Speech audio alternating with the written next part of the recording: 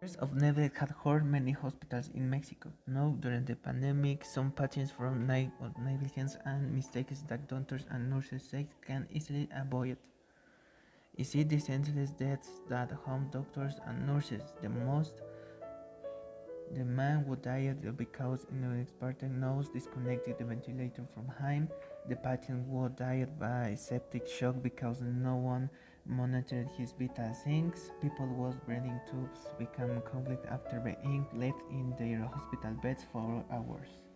In Mexico, not the only coronavirus is claiming lives. The country's deteriorated healthcare system is also killing people. Years of neglect and had already hammered Mexico's healthcare system, leaving it dangerously short of doctors, nurses, and equipment to fight the obvious act of neglect great fire of nations.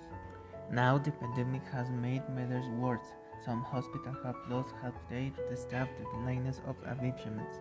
Others are running out of basic equipment, like heart monitors. The storage has devastating consequences for patients. According to interviews with the healthcare workers across the country, several doctors and nurses reported dozens of preventative health in hospitals. The result is negligence of mistakes that they should never have happened. The Mexican government spends a major percentage of this economy on healthcare than most countries in the Western Hemisphere, according to the World Bank, and Mexico's President Andrés Manuel López Obrador led spending cuts even after acknowledging that his country had fewer healthcare workers than they needed. When the epidemic hit Mexico in March, many hospitals sent tele workers to take the break of gas within any protective equip of training. Some nurses said they were to not to work masks to avoid causing panic.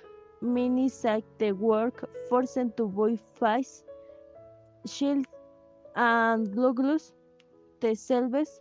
The consequences have been severed.